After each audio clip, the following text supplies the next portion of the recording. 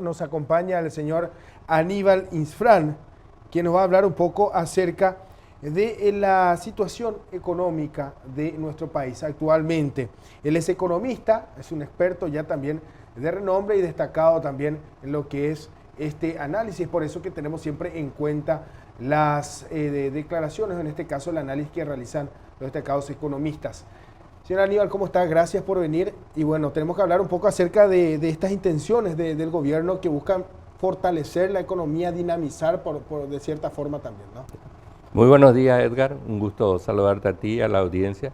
Sí, realmente es un tema grande, digamos, un tema actual, la situación económica, la retracción económica que tuvimos, dadas todas las circunstancias adversas que tuvimos por el lado climático, situaciones de precio de commodities, situación adversa en los vecinos que son partners importantes en el comercio, ¿verdad?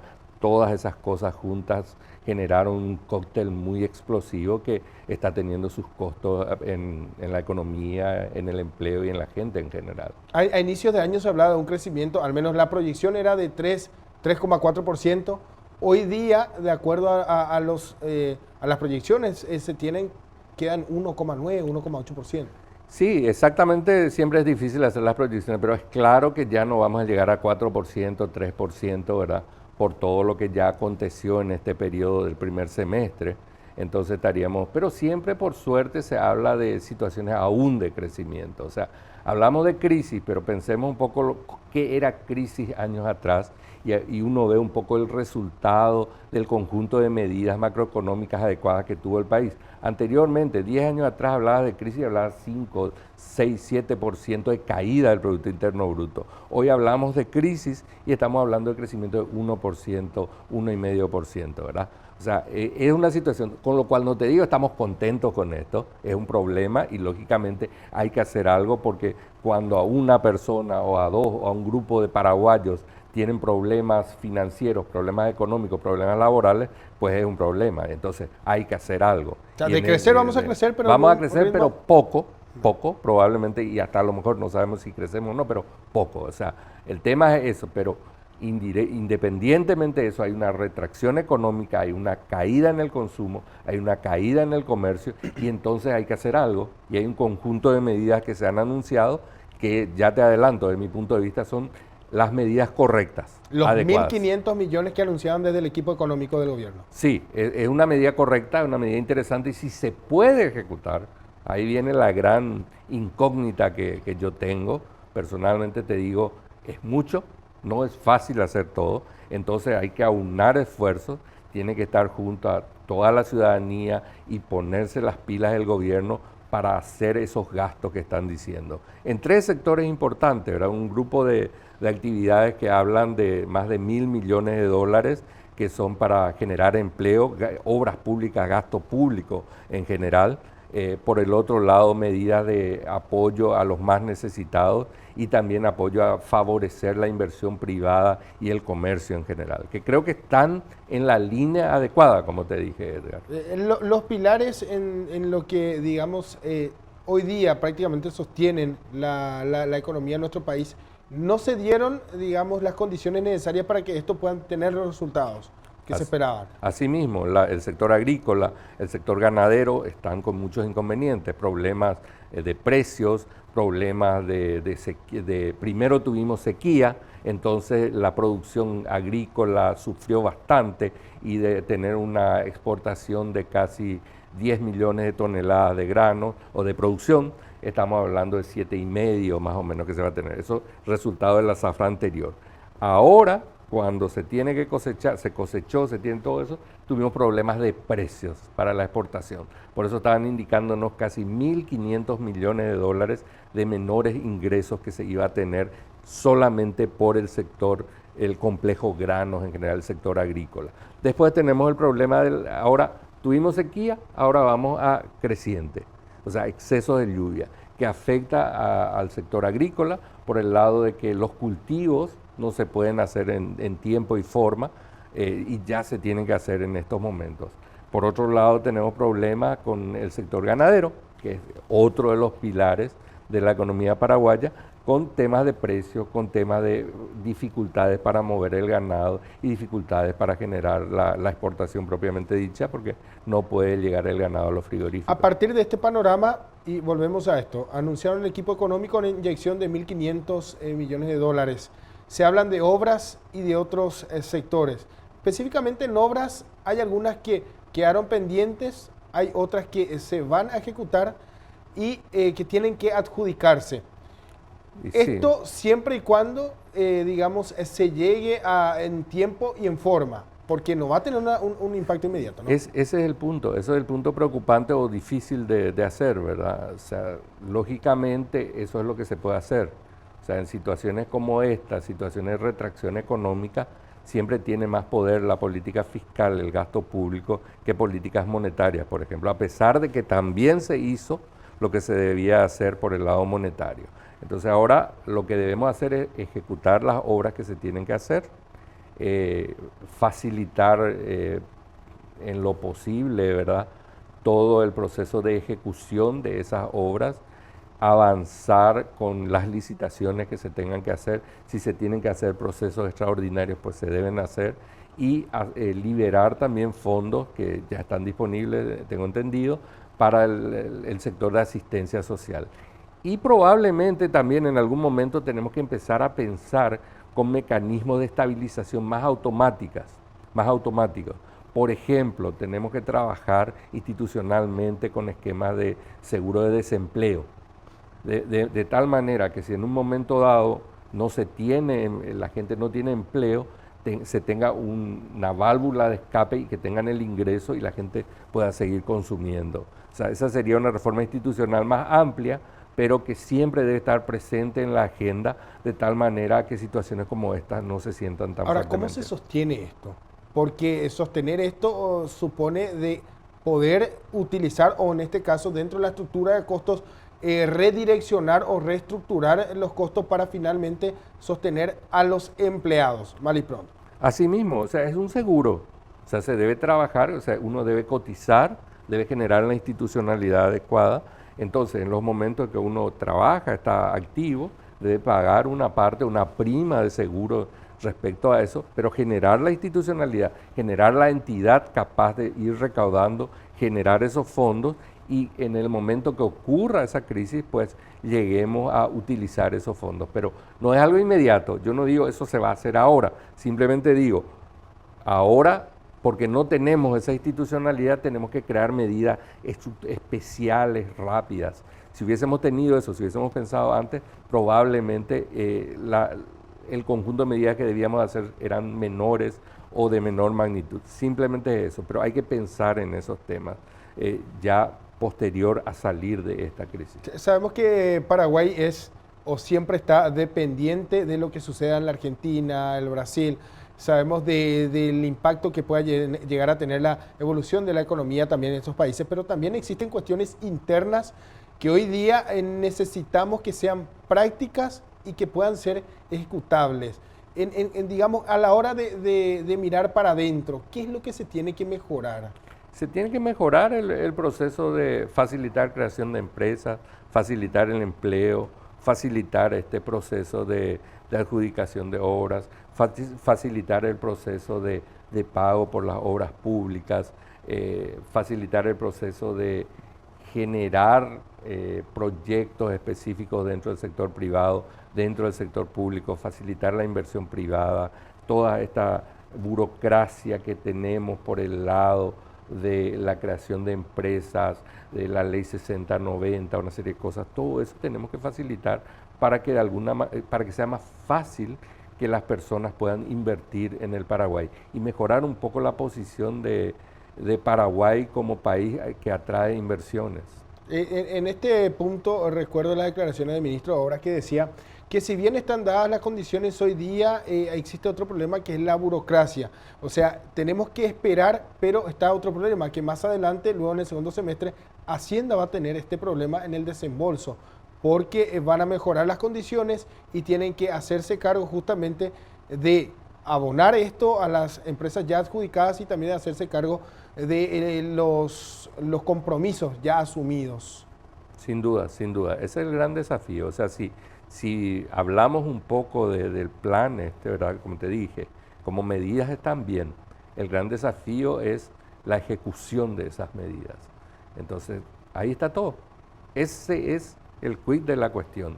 Debemos de ver la manera en que se pueda ejecutar adecuadamente lo planificado. Acuérdate, el papel aguanta cualquier cosa. Es fácil hacer un plan y en general sabemos las recetas que se deben hacer para resolver los problemas. El tema es ejecutarlas adecuadamente y en tiempo y forma. Todavía es baja la ejecución presupuestaria de las instituciones en comparación a... Hemos visto que la mayoría de las instituciones, especialmente obras públicas, estaban bajas, creo que estábamos viendo hasta el mes pasado no llegaba a más del 20%, algo así del presupuesto total. Bueno, ese es el tema que debemos ir. O sea, yo creo que ese es el gran tema y el gran desafío. Siempre se habla de sincerar los números. Por una parte tenemos la proyección de los economistas del Banco Central del Paraguay, luego se habla de un salario real que finalmente pueda acompañar este crecimiento por parte de los tomadores de precios, las consultoras. Otros dicen, bueno, finalmente se habla mucho de macroeconomía, pero la micro no está tan bien. ¿Cómo se puede llegar a encontrar un equilibrio entre la macro y la micro hoy día en las condiciones que hoy día presenta Paraguay? Justamente son las empresas, justamente son las empresas. Las empresas son los vasos comunicantes entre la macroeconomía y la microeconomía. O sea, debemos facilitar las condiciones para que las empresas florezcan. Con buenas empresas vamos a tener una economía y una buena microeconomía, porque a través de las empresas se contrata personas, se contratan los factores productivos y se mueve todo el proceso productivo y la maquinaria en general de la economía. En el tema de hoy tenemos que fortalecer la inversión. ¿Cómo podríamos fortalecer la inversión cuando se habla de desaceleración y se espera una inversión por parte del sector privado, acompañado del sector público, lo que ya se anunciaba, pero siempre hablamos de que el capital es cobarde a la hora de hacer estas inversiones cuando no están dadas las condiciones? Sí, justamente por eso el liderazgo debe venir del sector público, pero también hay medidas interesantes que se están tomando por el lado del sector financiero, por ejemplo. El Banco Central ha hecho una reducción de las tasas de referencia, de sus tasas, de tal manera que probablemente las tasas de interés puedan ser menores para los créditos, para inversiones en general.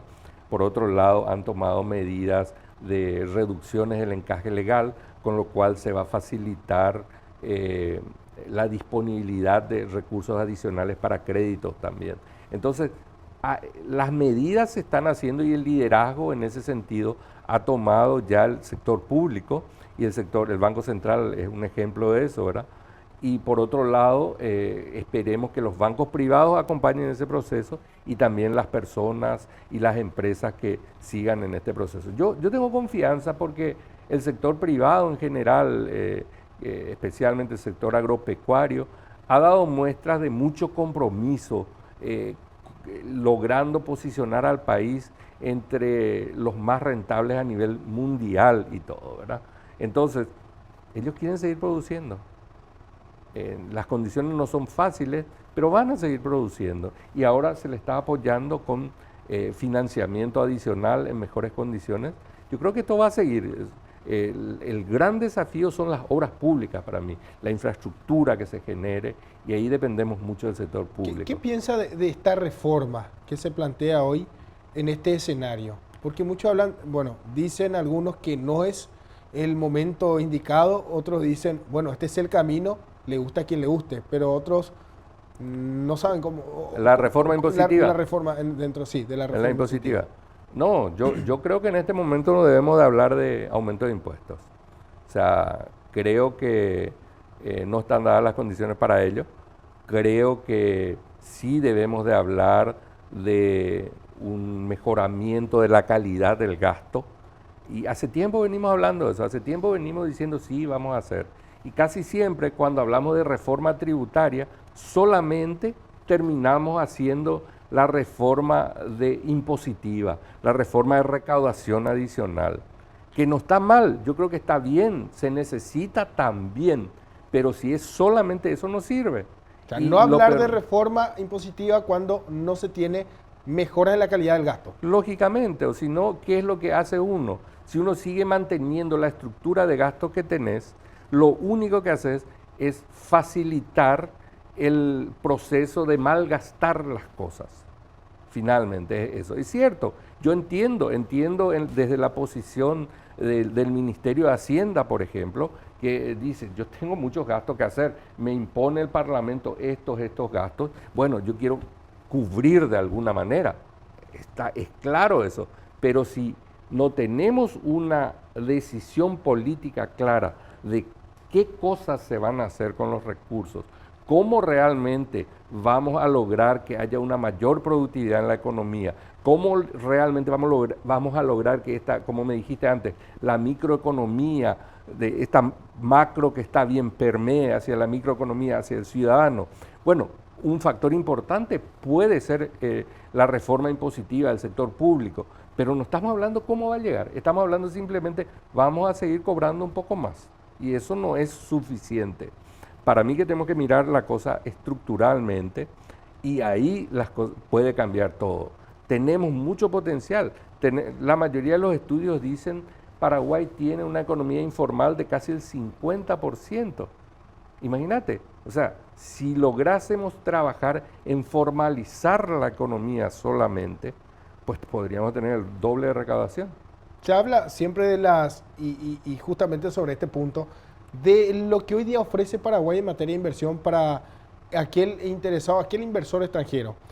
Siempre se habla de la presión tributaria, en medio de todo esto, ¿podría cambiar el panorama? Y otro punto pendiente que siempre se habla es de la reforma energética, que también es algo que necesariamente se debe de, digamos, plantear a la hora de generar estas condiciones.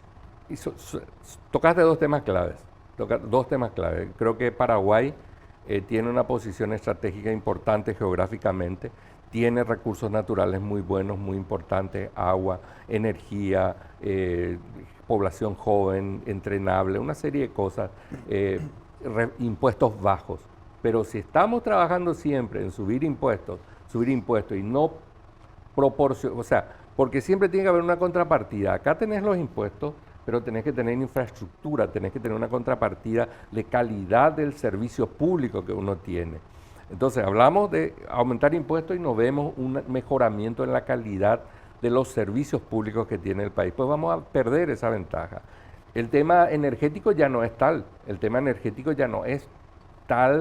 La abundancia de energía que tenemos. Si nosotros estamos creciendo el consumo de energía en condiciones actuales de aproximadamente 8 a 10% anual del consumo, para el 2030 más o menos, que ya está acá a la vuelta de la esquina, vamos a dejar de tener este excedente de energía y nos va a faltar. Entonces ya tenemos que trabajar en materia de infraestructura, en materia de generación de energía adicional para siempre seguir teniendo esa ventaja competitiva. Ya tenemos que trabajar con el tema de Itaipú, de la renegociación. Acá nosotros nos quejamos, por ejemplo, de que el Brasil está pagando poco por la energía. Pues te cuento, si para el 2021 no hay algún acuerdo y no hay un cambio en las condiciones, baja aún más el costo de la energía y Brasil va a pagar aún menos de lo que se está pagando. Porque en el 2021 ya cae el monto del pago de la deuda de Itaipú. Y la forma como está estructurado el costo de la energía es pagar todos los gastos de Itaipú y los gastos van a caer, entonces automáticamente el costo de la energía va a caer. Y eso es 2021, o sea, tenemos muy poco tiempo, prácticamente 2 años nomás para trabajar en este proceso. Sin duda es fundamental también que esto se pueda, digamos, además de exponer, tomar como un tema en donde no solo intervenga el Estado, sino que también todos los que finalmente tengan intervención a la hora de no solo sacar provecho, sino que construir, porque es lo que se busca, ¿no? Así mismo, eso es lo que necesitamos. Necesitamos, o sea, pasar estos momentos difíciles, hacer lo que tenemos que hacer en materia coyuntural para que podamos estar un poco mejor y para que los compatriotas en general estemos mejor en este país, podamos solucionar los problemas actuales, pero no hay que olvidar el mediano y largo plazo y construir la institucionalidad que necesita el país. Y ahí tocaste 2 temas claves, o sea, las condiciones impositivas que forman parte de las condiciones económicas en general y las condiciones energéticas, ¿verdad? Ahora, ¿de aquí a cuánto tiempo es la proyección que usted tiene de que esto o pueda tener un efecto derrame en la economía, finalmente, a aquellos que, en las familias, al común de la gente que dice, bueno, se están anunciando obras por parte del gobierno, principalmente obras viales, obras de infraestructura, la construcción de puentes, y hoy día la situación, si bien hablamos de un crecimiento, es menor, pero ¿en cuánto tiempo sería efectivo esta acción? Y eso depende de cómo se empiece a hacer el gasto público, ¿verdad? Dependemos totalmente de eso. Si es que inmediatamente se inician las obras, se pagan y se genera el proceso de movimiento económico, se van a ver cambios de aquí a 2, 3 meses, ¿verdad? Esperamos eso, esperamos que haya el apoyo por el lado del sector público, de trabajar, de ejecutar adecuadamente en tiempo y forma las obras. Esperemos que el sector público por su lado pague en tiempo y forma las obras, que nunca se atrasen ninguna de las obras. Que tenga un blindaje para que esto, independientemente al gobierno de turno, pueda continuar. Exactamente, y por el lado del Congreso también, que cuando se le pasen las leyes apropiadas para este tipo de cosas, pues aprueben y no estén trabajando a veces hasta en contra, te diría, de este tipo de cosas. O sea, dependemos de un trabajo coordinado y conjunto de todos. Creo que todos estamos interesados en que esto funcione adecuadamente. Señor Aníbal, muchísimas gracias por acompañarnos y bueno, está hecha la invitación también para más adelante hablar más sobre este y otros temas que tanto necesitamos también socializar, y es por eso que también hacemos este espacio aquí en el canal. Gracias por venir. Muchísimas gracias, un saludo especial a la audiencia y a las órdenes.